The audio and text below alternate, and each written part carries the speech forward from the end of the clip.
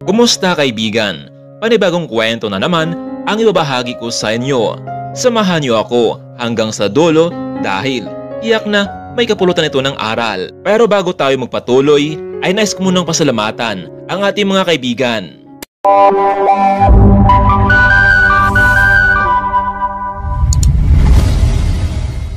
Francine, pwede ba? Huwag kang masuot ng ganyang klaseng pananamit na halos kitang-kita na ang katawan mo. Saad naman itong si Warren Del Valle. Napataas na lamang ang magkabila nitong kilay para ipakita ang kanyang pagkamaldita. Sino ka naman para pigilan ako sa aking gagawin? Hindi ka ang daddy ko, pwede ba? Mind your own business? Makinig ka, Francine. Ikaw ang business ko. Nakalimutan mo bang isa akong bodyguard na tinalaga ng daddy mo? Nabantayan ka saan ka man pupunta? Inikot ko na lamang ang aking paningin at nagpatuloy sa paglagay ng make-up sa aking mukha. Alam mo, Francine, ang mabuti pa ay itigil mo ng ginagawa mong iyan. Mr. Warren, hindi ko kailangan ng paliwanag mo. Akma ko na sanang maglagay ng lipstick sa labi ko pero bigla niya itong hinablot sa aking kamay. Ano ka ba? Pati ba naman itong pagpaganda ko ay balak mo pang kontrolin? Francine, sinunod ko lang naman ang sinabi ng daddy mo sa akin. Alam mo, hindi na ito maganda para sa akin. Gaano ba kalaki ang binayad sa sahod mo at ginawa mo ito sa akin? Walang mababawas sa sahod ko, pero sa tuwing makita kitang nakasuot ng magandang damit, hindi ko maiwasang mamangha sa'yo. At yun ang ayaw kong mangyari dahil isa lamang akong bodyguard mo. Tama ka! Saklang bodyguard sunod-sunuran sa may pera. Bago tuluyan nakapasok noon si Warren bilang bodyguard, isa lamang siyang simpleng binata na may pangarap sa buhay. Laking probinsya si Warren. Bagamat nariyan naman ang kanyang mga magulang na handang sumuporta, pero pagdating sa pag-aaral ay hindi na nila kayang tustusan pa ang mga gastusin sa kanya. Kaya naman nakapagdesisyon ang binata na magtungo sa syudad para magbakasakaling makahanap ng trabaho para may pagpatuloy ang kanyang pag-aaral sa kolehiyo. Pangarap ni Warren na maging isang ganap na pulis at makaserbisyo sa kapwa. Isang araw noon habang paluwas ng syudad si Warren, napansin niya ang isang may edad na lalaki na may kausap sa gilid ng sasakyan habang naglalakad si Warren. Ngunit napansin ng binata na tila may masamang nangyari sa matandang lalaki habang kausap ang dalawang kalalakihan. Mr. Smith, huwag ka nang magpaligoy-ligoy pa. Ibigay mo na sa amin yung hawak mong attach case kung ayaw mong masaktan. Kaya naman, agad na nilapitan ni Warren habang nga ito, Sir, may problema po ba? Ikaw, huwag kang makialam dito kung ayaw mong masaktan. Malis ka na. Ngunit nakita ni Warren sa matanda na nangailangan na ito ng tulong. Kaya naman, mabilis na sinipa ni Warren ang dalawang lalaki at inagaw mula rito ang hawak na baril. Sige, gusto niyo lumaban? Isang pagkakamali niyo lang, siguradong sabog ang ulo niyo. Isa, dalawa, tara pare, umalis tayo. May araw ka rin sa akin, Mr. Smith. Babalik kami. Ikaw lalaki ka. Pagsisihan mo itong araw na ito. Sir, ayos lang po ba kayo? Maraming salamat, iho, sa pagtulong mo sa akin. Talagang hindi safe para sa akin ang bumiyahin mag-isa. Sir, kilala mo ba ang mga lalaking iyon? Oo, sila yung mga dati kong mga tauhan. Maayos naman ang trato ko sa kanila.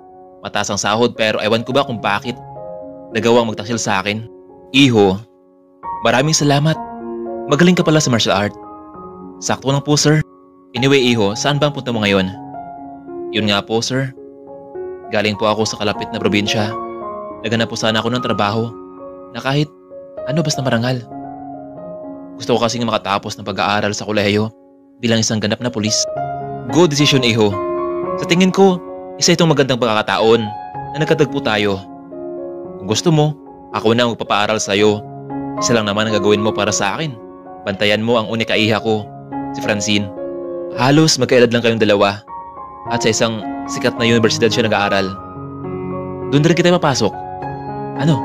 Ayos ba sa'yo? Sige sir, maraming salamat po. Isa itong magandang pagkakataon para kay Warren. Hindi nga siya nagkamali sa pagluwas sa syudad.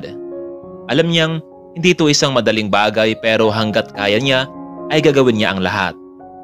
Sumakay na ito ng sasakyan kasama ng matanda patungo sa mansyon para ipakilala ang kanyang anak. Mr. Smith, maraming salamat po. Tatanawin ko itong utang na loob sa inyo. Iho, ano nga pala ang pangalan mo? Ako po si Warren Del Valle. Okay, Warren. Ang gusto ko lang naman ay talagang bantayan mo ang aking anak. Kahit sa loob ng school campus, kahit saan siya magtungo, bantayan mo. Aminin ko sa'yo na medyo hindi maganda ang ugali ng anak ko. Ewan ko ba kung saan siya nagmana. Kaya gusto kong bantayan mo siya at kung maaari, bigyan mo siya ng leksyon para matuto. Mr. Smith, baka naman po magalit siya sa akin. No, hindi siya magalit sa'yo dahil ako ang bahala basta sumunod ka lang sa akin. Nagsimula nang magtrabaho si Warren at the same time, nag-aaral. Ngunit parang hindi masaya si Francine sa naging plano ng kanyang daddy. Pwede ba lumayo ka? Nakita mo namang kausap ko ang aking mga klase, hindi ba? Pero, senyorita, bilin sa akin ni Mr. Harold Smith na babantayan kita kahit saan ka man magpunta. Kahit sa comfort room, sasamahan mo rin ako? Hindi naman po sa ganun, senyorita. Depende po sa sitwasyon. Pwede ba? Kahit ilang metro lang, lumayo ko muna. Malagay itong pag-usapan namin ng kaklase ko. Alam mo friend, masyadong overprotective yung daddy mo. Lalo na pagdating sa bodyguard mo. Alam mo, may plano ako friend. What if kunyari makipag-ibigan ka sa bodyguard mo?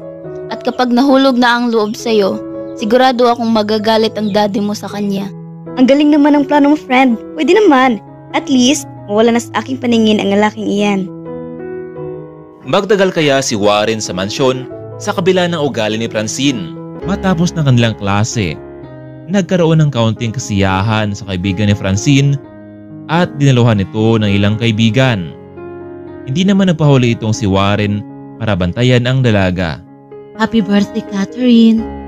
Salamat, Francine, sa pagdalo sa birthday ko. Francine, sino ang gwapong lalaki iyan? Yun sa tabi mo. Hay, nako, siya ba? Nagagwapuhan ka sa lalaking iyan? Come on, friend. Alam mo siya na isang hamak na bodyguard lang. Pero Francine, nakita ko sa kanyang itsura na babait siya at may appeal. Nako, Catherine, kung gusto mo ang bodyguard ko, sige go, it's yours. Hindi kita pipigilan. Sigurado ka, Francine? Wala nang bawian, ha? Hi, I'm Catherine.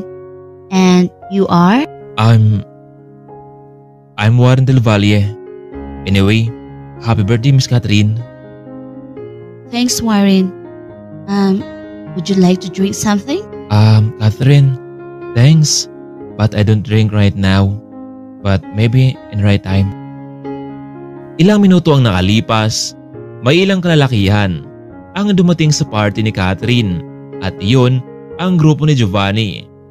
Si Giovanni Salvador, isang anak mayaman at isa sa kinakatakutan sa loob ng school campus. Oh, Francine Smith, nice to see you again. Hindi ko alam na imbitado ka pala dito. Kumusta naman ang nag-iisang unikaiha ni Mr. Harold Smith? Giovanni Salvador, I'm fine. So, balita ko na may gwadya ka na pala. How sweet naman. Masyado namang overprotective yung daddy mo. Pero, sigurado ka ba sa lalaking iyan? Baka naman, isang sipa ko lang sa kanya ay uwi na yan kung saan siya nanggaling. Pero wala akong pakialam sa gwardya mo. Ang gusto ko lang ay malaman kung kailan mo ako sasagutin dahil nakakigil ka. Giovanni, ang bastos mo naman. Oh, come on, Francine. Paano ako naging bastos? Alam ko rin naman na may gusto ko sa akin, hindi ba? Kaya, huwag natin itong patagalin pa. Hahawakan na sana ng lalaki ang mukha ng dalaga. Ngunit, bigla itong tinapik ni Warren. Sir, respeto lang po. Narinig niyo di ba ang sinabi ni Senyorita? Kaya huwag niyo na ituloy ang binabalak mo. Oh, ikaw pala. Isang bodyguard. Ang lakas naman ng loob mo. Nakusapin ako. Wala kang pakialam kung ano man ang gagawin ko. Isa ka lang hampas lupa. Isang aso na nagbabantay sa kanyang amo. Sir, isa nga pong aso. Pero subukan mong saktan ng aking amo. Siguradong dila lang sa'yo ang walang latay. Aba, ang yabang mo naman. Hindi mo ba ako kilala? Ako si Giovanni Salvador, ang kinakatakutan sa lugar na ito. Baka gusto mong umandosay sa pwesto mo. Warren, stop! Huwag mong patulan ang siraulong iyan. Baka mapaano ka pa. pagalitan pa ako ni Daddy. Pwede ba, Giovanni? Itigil mo na to. Ayoko ng gulo. Narito tayo sa birthday ni Catherine. Nakakahiya sa kanya. Francine, ayoko naman talaga ng gulo eh. Alam mo, narito tayo sa harapan ng mga tao. Isang tanong, isang sagot. Oo o hindi. Giovanni, ang kapal talaga ng mukha mo. Hindi ka pa marunong mahiya? Francine, makinig ka. Wala akong gusto na hindi nakukuha. Sa ikalawang pagkakataon, gustong halikan ni Giovanni ang dalaga. Ngunit, bigla na lang itong nulak ni Warren. Sir, sumusobra na po kayo. Hindi niyo nirespeto ang babae. Sumusobra ka na, taong lupa. Biglang sinuntok ni Giovanni itong si Warren. Ngunit hangin lamang ang kanyang tinamaan. Sir, pwede ho bang tumigil na kayo? Baka na kayo masaktan eh. Ang yabang mo naman, taong lupa. Lumaban ka para malaman natin. Muling sinuntok ni Giovanni, ngunit bigla itong hinawakan ni Warren sa braso. Kaya naman hindi ito makagalaw. Dahil sa pangyayaring iyon, nagsitawanan ang mga tao sa loob. Kaya naman malaki kahiyan ito sa lalaki. Mga pare, umalis na tayo. Wala tayong mapapala dito sa party na ito. Lumabas si Giovanni at ang ilang kalalakihan. Warren, are you okay? Wala bang masakit sa'yo? Hinawakan ng dalaga ang kanyang pisngi. Oo naman, Miss Catherine. Ayos lang naman ako. Catherine, pasensya ka na ha sa nangyari. Ayos lang yun. Alam naman natin kung anong klaseng ugali meron si Giovanni. Siya nga pala, ang tapang pala ni Warren, Francine, no? Akala ko may mangyari sa kanyang masama. So, paano Catherine? Alis na kami. Kita na lang tayo sa school bukas. Sige Francine, ingat kayo. Lumabas na ang dalawa patungo sa sasakyan. Alam mo Warren, masyado kang pakaalamero. Pwede bang huwag kang padalos-dalos? Pero, senyorita, pinoprotektahan lang naman kita laban sa lalaking iyon. Yan po ang tungkulin ko sa'yo. Tungkulin? Ang sabihin mo, gusto mo lang makapag-aral ng libre dahil sa daddy ko. Ganun na nga po, senyorita. Kaya hanggat kaya ko, igampanan ko ang tungkulin ko sa'yo at sa daddy mo. Ilang minuto ang lumipas, nakarating na rin sila sa mansyon. Good evening Dad. Mabuti naman at nakauwi na rin kayo.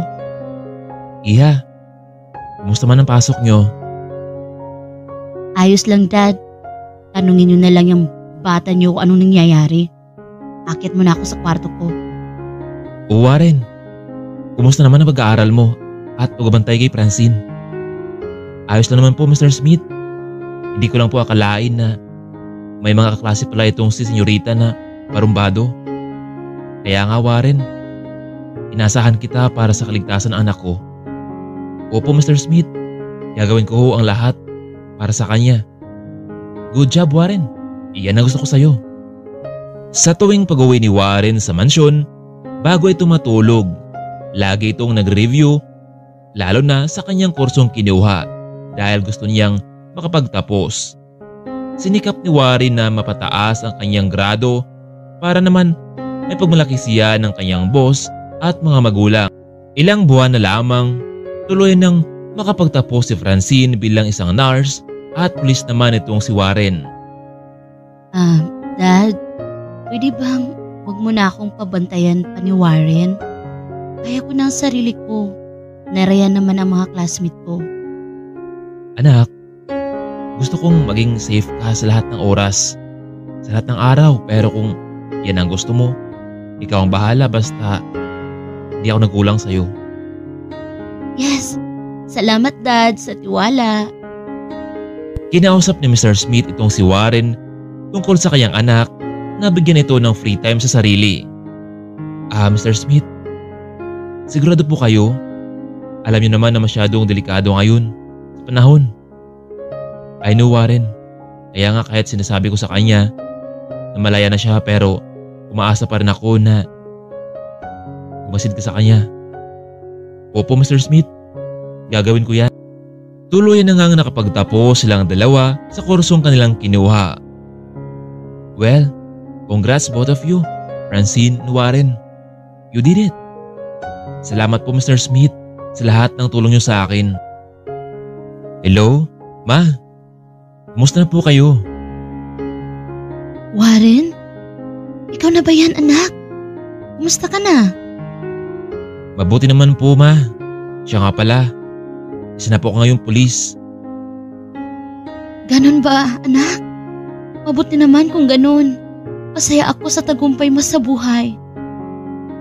Oo, Ma. Siguro, pagkatapos ng training ko, uuwi mo na ako sa atin. Mr. Smith, malaki po ang utang na loob ko sa inyo. Hindi ko maabot ang pangarap ko kung hindi dahil sa inyo. Kaya bilang ganti, poprotektahan ko kayo. Yan ang gusto ko sa iyo, bata. Matapang. Pero isa lang ang may payo ko sa iyo. Tulungan mo ang nangangailangan. Opo, Mr. Smith. Gagawin ko yan. Ma, Pa, narito na ako. Warren? Ikaw na ba yan? Malaki na ang pinagbago mo ngayon ha. Pasensya ka na anak dahil hindi man lang kami nakatulong ng papa mo. Ma, Pa, okay lang po yun. Ang mahalaga po ay nakapagtapos na ako at dahil sa tulong ng isang mabuting tao. Basta anak, Warren, lagi kang mag-iingat sa lahat ng ginagawa mo ha.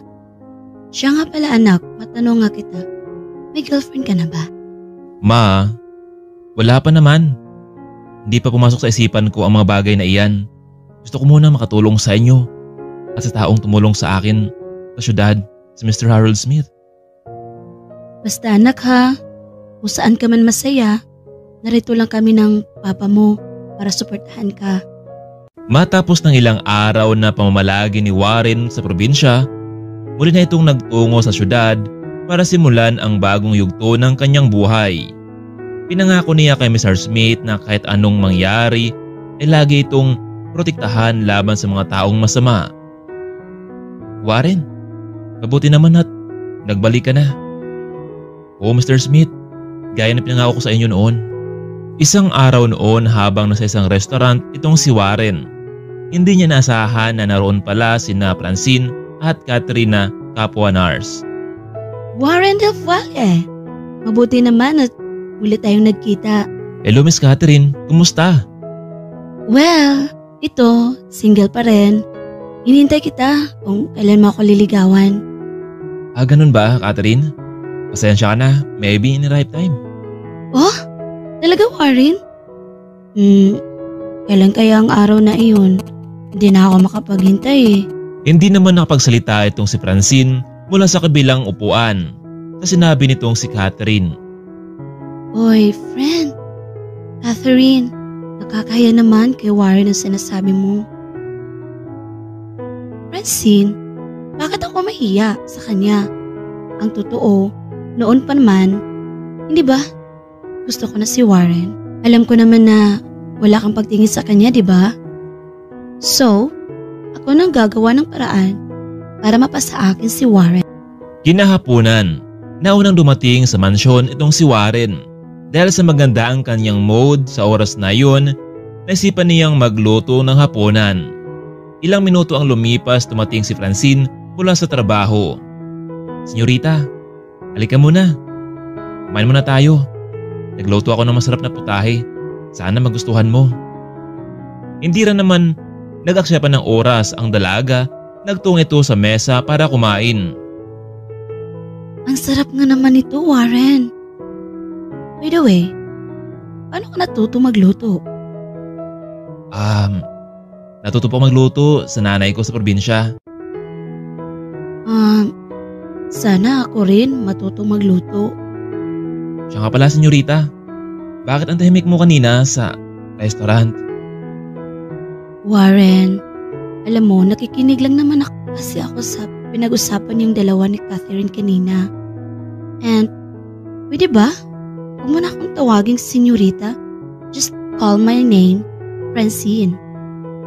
Sa unang pagkakataon, ito ang unang beses na silang dalawa lamang ang magkasamang kumain dahil abala si Mr. Smith sa negosyo. Halos hindi may buka ng bibig ng dalawa habang magkaharap na kumain. Siya nga pala, Warren. Yung kaibigan kong si Catherine, noon pa man, mukhang may gusto na siya sa'yo. Paano yun, Francine? Ang totoo kasi, wala ako namang gusto sa kanya eh. Dahil may iba akong gusto. Gusto ko yung babae na Ano, Warren? basta, may iba na akong gusto. Kung ganun, kung wala siyang pag-asa sa'yo, edi pagtapat mo para naman hindi umaasa si Catherine sa'yo. Pero Francine, wala naman akong binitawang salita sa kanya eh. Kaya hindi siya dapat umasa sa akin. Honestly nga, yung kaharap ko ngayon, siya ang gusto ko.